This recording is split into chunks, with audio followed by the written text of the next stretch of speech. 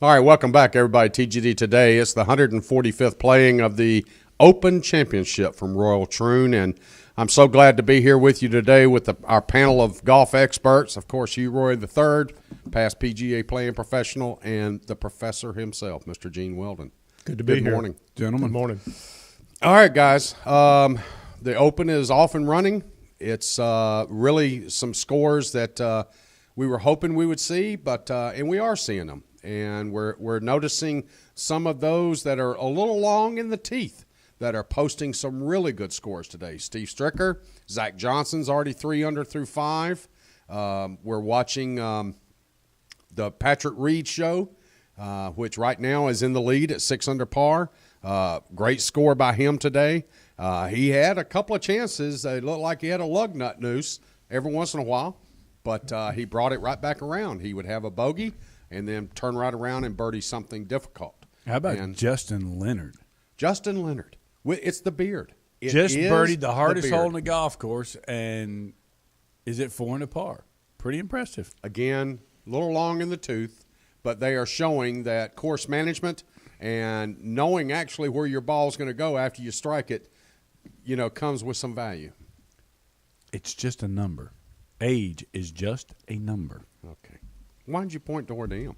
Because mine's a little higher. Because you keep throwing this long in the tooth thing here, and that's why he's called the professor. He is the expert here. Yeah, well, he's the longest of the teeth here, I can tell you that. Mickelson just missed one to tie for the lead. Well, Ernie Els at 2 under par. I mean, it's so good to see Ernie in this mix. He just misses one just off the lip left. Would have taken him to 3 under. But, if Ernie comes in at 3 under par today, how good is that for the game? I mean, just how good is that? It's real good. Look at this shot. Great shot. Out of the coffin bunker on 8? Yeah, he got lucky. Phenomenal. And just rolled in there. Well, yeah, exactly. Most of the shots we've seen in there today have been plugged. So especially when you're coming in from 123. So here's the gentleman right now getting ready to hit his approach shot, Sergio Garcia, who I wish I'd taken, versus Shane Lowry, who basically couldn't break the temperature this morning. That's not good. That was a little high right.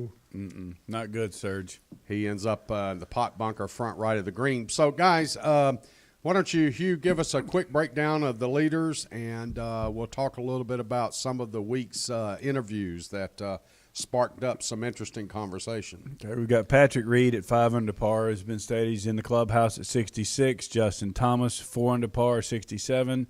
Steve Stricker, as George just mentioned, Mr. Long in the Tooth, -4 at 67. Well, he's not the only one. Billy Horschel, 4 under par, 67. Phil Mickelson is 4 under par through 8. We've got Justin Rose finished at 3 under. And then you've got just numerous others. And you're going to see a lot of changes throughout the day, depending on weather, how things change throughout the day. But right now, we've got some good scores. You got soft conditions out there, and guys are able to throw it in there at pins, and you're seeing some great golf shots. Well, Vijay Singh only goes out and needs 69 touches of the golf ball to get through with his round today, so he feels cheated.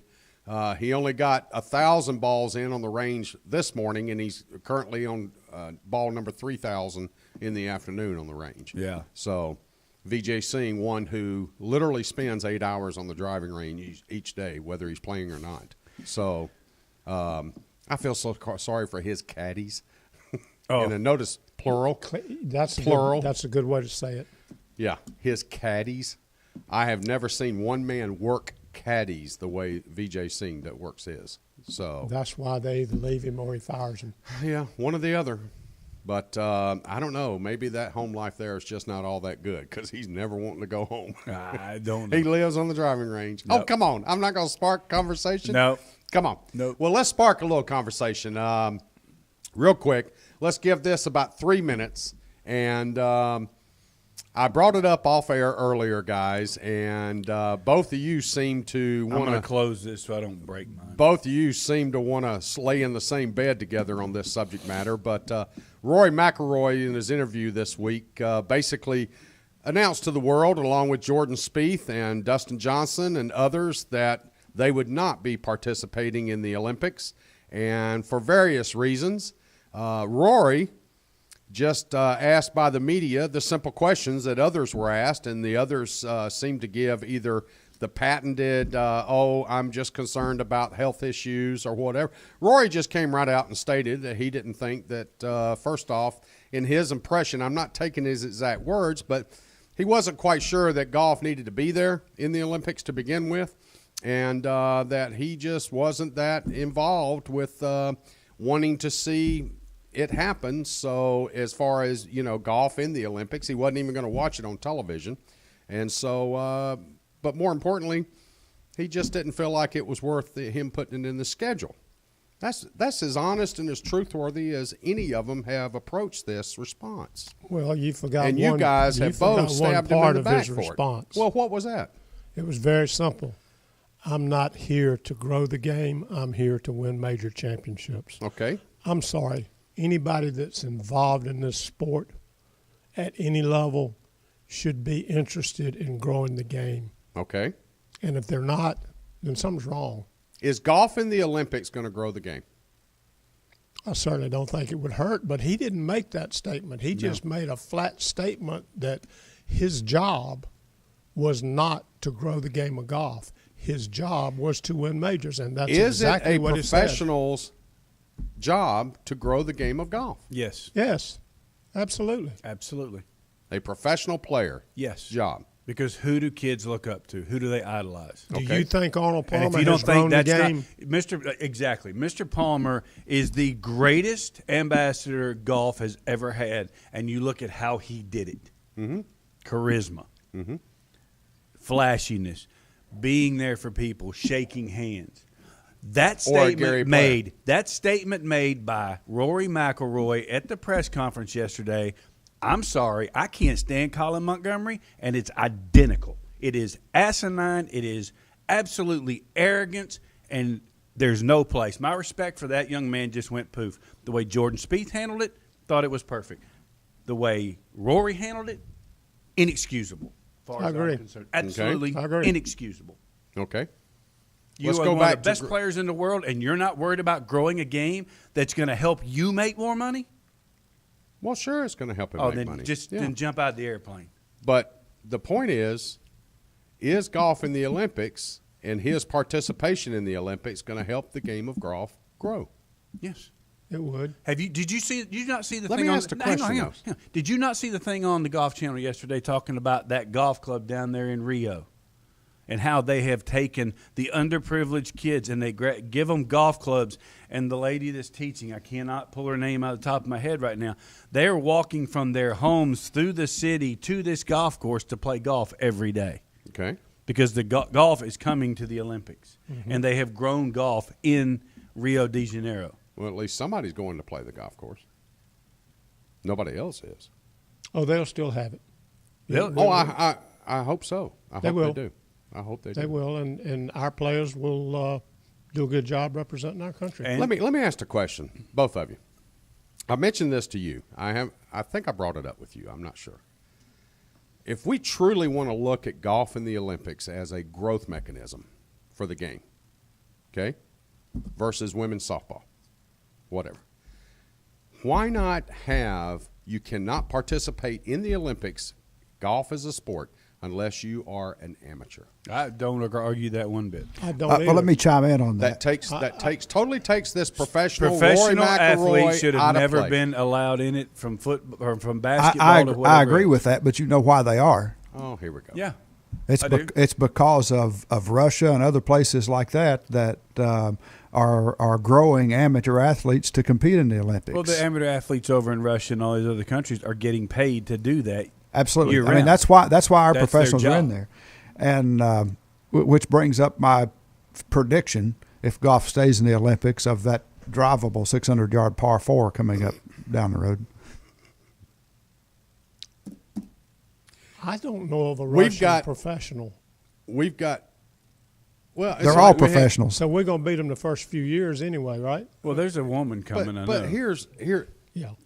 let's look at sheer population: China, Taiwan, Thailand, U.S., wherever it may be, Japan.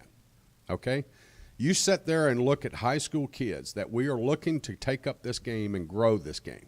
whether they end up in a college or whatever, or they decide to leave high school and move right into the professional ranks. If you are working your tail off to make a Walker Cup, okay, let's use the U.S. for example.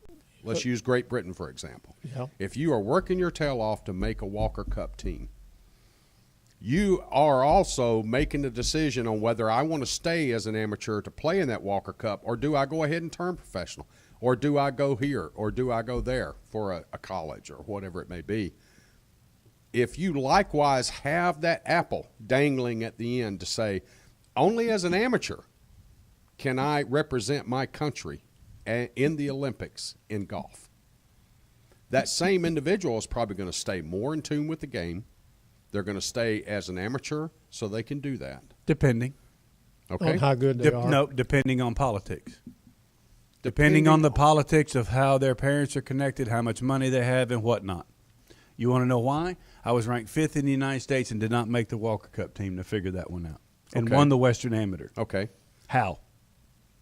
I'm not sure. Okay. He So just that's wasn't what I answered your question I just earlier. answered your question. I turned pro because I didn't make the Walker Cup team. Yes, I had open heart surgery and didn't play the U.S. Amateur, so therefore the USGA didn't pick me. But I was still ranked 5th in the United States. Had Okay. won the second biggest and one of the oldest amateur golf tournaments, second oldest in the country. Okay. Didn't make it. But as an So amateur, why do I stay amateur? I understand that, bud. But as an amateur, you would have been the only one that would have been eligible to qualify for the Olympic squad. Okay? Why would I have been eligible? Once you turned pro, you would not have been eligible. I understand. If that category was there. But if I didn't make the Walker Cup team, I'm not going to get picked for the Olympic team. So why stay amateur? I understand that, bud. But my point is, let's take that little political component out of this. Let's just keep it on the big picture. Then you're smoking weed because you can't take that out of it, George. You can't. Politics is always going to be a part of who This gets is no. picked. Your argument is no different than his. That the Russians are automatically going to win because they're all doped up. Well, Rory McIlroy just said, he goes, I can beat these drug tests. Obviously, he's doing it now. But he's telling the truth. But he's obviously doing it now. He's recommending that they do blood test instead of just piss test. He's recommending that it be more than one time a year since they've been tested. I think the best point that we've made so far, and I agree with it 100%, professionals have no business being in the Olympics. It is an amateur event, and it should stay that way. But they've already opened the door, so here we come. Yeah. So it's Our amateurs can't compete against their amateurs. no. It doesn't matter. I mean, it doesn't matter. It doesn't matter. Whether we can compete or not, it's the thrill of Wouldn't going it- over there. Like Gary Player. It's representing your country. Gary on Player an can't amateur. wait. Apparently, lead. it does matter. He can't wait to lead the team out. And that's, because it's for his country. And that's what I would think if I had a chance to participate in something like that for my country as an amateur. We broke the ice with allowing the professionals in with the basketball players, didn't we? I agree. Now, Yeah. with the golf, you put the amateurs in there, I think there's no problem with competing Was it from basketball an or amateur hockey? level. It was basketball. I think it was basketball. I can count on no fingers how many Olympic basketball games I've watched. I don't need any fingers to tell you how many because it's none. Sure. Because they quit playing basketball about 15 years ago, maybe Sure. 20. Sure. So there you go. But we remember when the Russian hockey team, compared to the college players that were going over representing, and of course there was the Miracle, the Miracle team, There you Herb go. Brooks being the coach. There you go. you know. So you can do it. Sure, You can. Yeah, absolutely. But it being the amateurs versus the quote unquote juiced up Russians, did that not add Are the we absolute? being broadcast in Russia today? I hope so. Absolutely. Good chance Absolutely. of it. Well, I didn't bring this up. Executive producer brought the Yes, he did. brought the drugging up. But But Roy brought it up also. yeah, and his whole press conference was just embarrassing. It really was. And Jordan Spieth, I thought, handled it very well. I look at the way the other guys have talked about it and just said, look, health issues, safety issues, whatever. We don't want to go. Well, they're professional athletes. They're worth millions of dollars. Why would they take that chance? Michael Phelps It is one of the big. I understand that, but he is not a professional, is he? Yeah. Nobody makes a living doing it. He makes a living doing it. Yeah, and that just shows He's worth millions of dollars now. 50. Gee, I he's wonder worth where The that 50 comes most from. the most decorated Olympian in the history of the sport. So that shows amateurs Of the games. can make money doing this. So there's no reason why it shouldn't be just straight amateurs. But, getting back to your original question, yes, it is their responsibility to help grow the game. I agree with you in a certain aspect. But again, we're discussing this because the related question was about the Olympics. I agree. I understand that. But I'm going to say this, and then I'm going to let y'all have at it because I'm so mad I can't think. It's their responsibility to grow the game because the kids are watching them, idolizing them, whether it's the men, whether it's the women, or it's the seniors. Doesn't matter. Where the growth of the game is lacking is the fact that golf from the club level, whether it be a public golf course, private or semi-private golf course, is being let down by the golf professionals that are being brought into the business nowadays that don't know anything about the game of golf. Mm-hmm. It's about the business of golf. That's why golf is suffering. When you've got guys that can go out and pass a PAT, which is a playability test, folks, where you go out and play 36 holes, and all you have to do is shoot 15 over par for 36 holes, and you pass your PAT. Mm-hmm. That is an absolute embarrassment to the professional golf ranks, period. Mm-hmm. If you can't go out and shoot 6 to 8 over par, you don't need to be in the business. And you got guys taking it 8, 9, 10, 11 times trying to pass this, and now that's going to be the guy teaching your kid how to play golf? But that's good for the qualifying agency because it's just more money for them. Like I said, it's not growing the game of golf. It's not. Growing the game of golf is on the club level with the kids. The business level is getting the people into the clubs, and you've got to create an atmosphere to where people want to be there. Give them a reason to want to join and be there. Mm-hmm.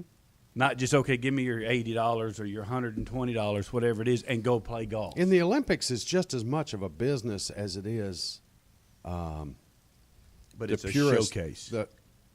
But where I'm going with this is you take an Adidas, you take Nike, you take Ralph Lauren, you take a Polo, you take Izod, you take whatever, and you say, okay, you get to outfit the entire Olympic golf team, men and women. Now, give us your highest bid. And they're going to come out of the woodwork.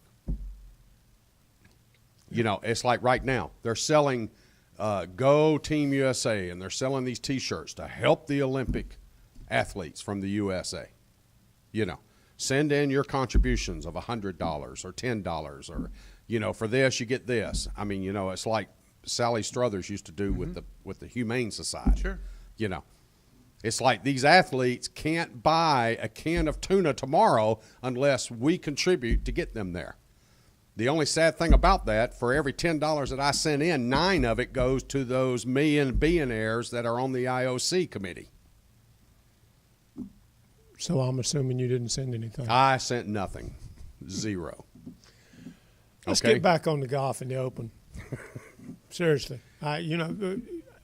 We could talk about this. Oh, and I hope we do, because I think the Olympics in golf, it'll happen now. There's a vote on it again in 2017. Golf is in the Olympics for 2020. Mm-hmm. It's there for 2016 and 2020. That's done. It's my opinion, and it's humble and probably right most of the time. It will not be there after 2020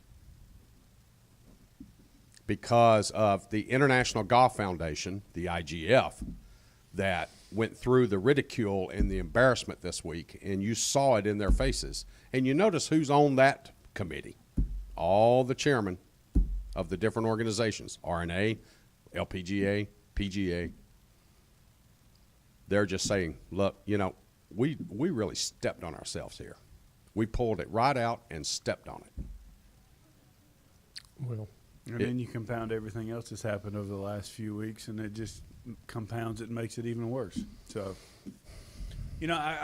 we'll see. But I agree with Gene and with Jeff. It's you take the professional athlete out of it. It was set up as an amateur deal every 4 years. I think it should have been done since day one. I agree. They ruined it. When they brought in the professional basketball players, they ruined it. And really and truly, think about it. How many people are excited about the Olympics? But if the IOC is so excited, no, none. If the IOC is so empowered, whatever word you want to use, they divvy up these Olympics and who comes to the table with the most billions of dollars, and then we'll come to you, like Rio, for example. How the heck does Rio get the games when they have a third world country infrastructure? They can't support it. Mm-hmm. Okay? How are they going to pull this off? Well, by whatever TV coverage that we're allowed to see, that they allow NBC or CBS or whoever's covering this thing to show. Are we going to see the riots? Are we going to see the deaths? Are we going to see the pickpocketing? Are we going to see the kidnappings? Are we going to see all that? Are we going to see bombs? Are we going to see shooting? I mean, with everything in this world right now that just happened at the volleyball court just a week ago. Who knows? Okay, it's a forest. It's all money, guys. Pretty much always has been. It wasn't with Jim Thorpe. No, that was a long time ago. Yeah. So the Olympics is the Olympics. The tennis players aren't going to doing it. There's basketball players now that aren't going for security reasons. I mean, they'll come right out and said it. It's pretty simple. There's a lot of college players. There's a lot of college players that would be jumping on the spot to go down there and do that. We don't need to do that. I get paid $100 million a year. I don't need to go do that. You think I want a runner-up ribbon? You think that's going to help my sponsor, Puma or Adidas? Doesn't matter. But what does matter is I show up and play well at the PGA Championship, or I show up and play well at the Ryder Cup. Mm-hmm. That sells golf clubs, golf balls, tickets. Yep. Not Olympics. Don't disagree. I venture to say that 2020 will be our last venture into the golf world in the Olympics. And if they keep it around after that, somebody ponied up some money somewhere. So, agreed? Yep. All right, back to the Open Championship, the 145th playing of the Open Championship at Royal Troon. Again, rather interesting leaderboard. We've got the likes of Tony Finau, who is in tied seventh right now at 3 under par. I'm hoping mine updated, guys. If you have an updated list, I would Mine probably appreciate will. it. I just closed it so I wouldn't break it. I know. Again, Phil Mickelson has gone to 5 under par through 10. He is tied with Patrick Reed for low round of the day so far. Justin Thomas is in the clubhouse with a 67, along with Steve Stricker and Billy Horschel. Justin Leonard, 4 under through 13. It's got to be the beard, guys. But just hit it. Hit it in that front left bunker on 14, so it's not looking real good. Justin Rose, solid day for Justin at 3 under par, 68. Lee is at 3 under. Imahira. I like that. 3 under through for his day. Richard Sterney, 3 under for his day. Again, Tony Finau is just finishing up on 18 right now, so it'd be good if that young man could get in at 3 under par. Zach Johnson, our defending champion, 3 under from St. Andrews last year, and just missed it from about 8 feet just a minute ago. But look who's up there right there with him, Martin Keimer. Where'd he come from? Well, Martin he's like been always off the plays well. but he's been off the radar though. Yeah, he has. But now, if that was Keegan Bradley, I would say, well, we'll just wait till the next personality shows up, and there are 7 of them at the beginning of each round. Yeah. So it's just a matter of which one wins over the wrestling match of the other. That's true. Again, I'm liking the fact that the golf course is playing the way it should play. It's a little soft. The greens are a little slow, but frankly, the first couple of days the weather's not going to be the factor. And so these golfers are actually going out. Those are in form that have been playing well. You've been watching them play well. They are showing their heads again up at the top of the leaderboard. So those that haven't been playing well, like one of my picks, for example, then they frankly just go ahead and catch that A train back over to Glasgow and catch your flight home, baby. Go on and catch on. You can go ahead. He probably doesn't even have a trunk to slam. So Sounds like another week of free donuts. yeah, I hope I don't start going often enough they give me my own parking spot. I'm a little concerned about that. Real quick before we jump off the air here, guys, and I hate to cut it off, but I really need to. Any surprises on the leaderboard so far? A lot, I think. Well, no, it's not, because we talked about it and we went back for the reasons why some of the names, like a Justin Leonard, a Steve Stricker, they hit the ball dead straight.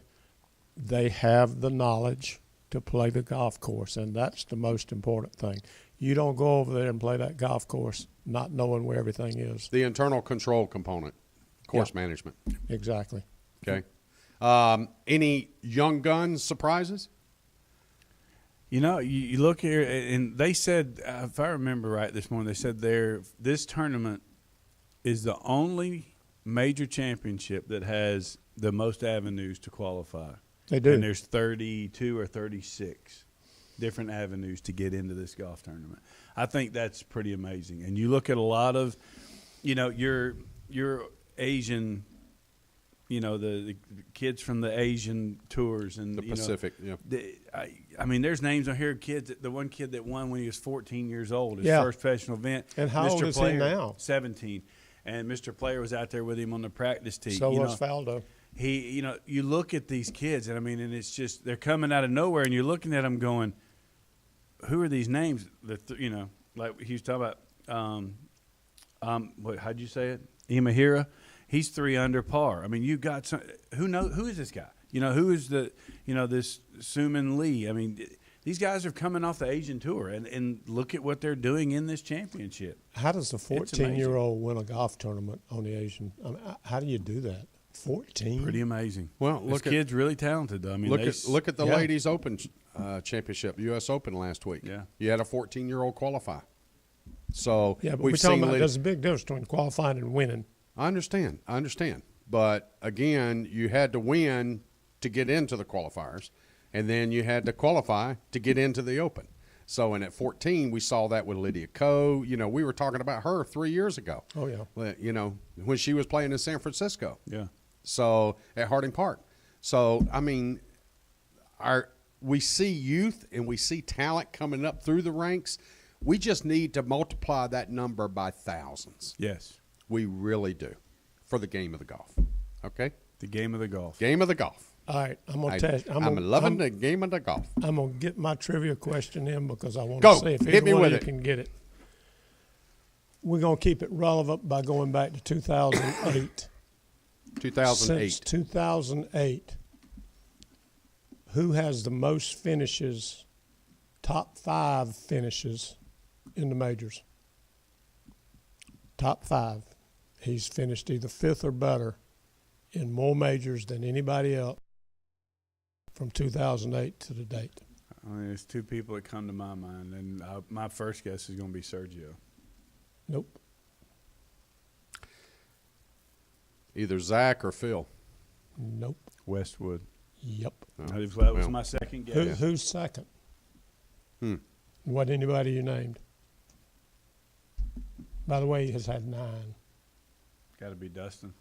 No. Who? Dustin wasn't even playing in 2005. Oh, that's true. 2008. Who? Wow. Stinson. Henrik Stenson. I figured Westwood or Sergio, because Sergio's been there a few times. But, he has. That's yeah. Well, those that top 5 are the eldest without.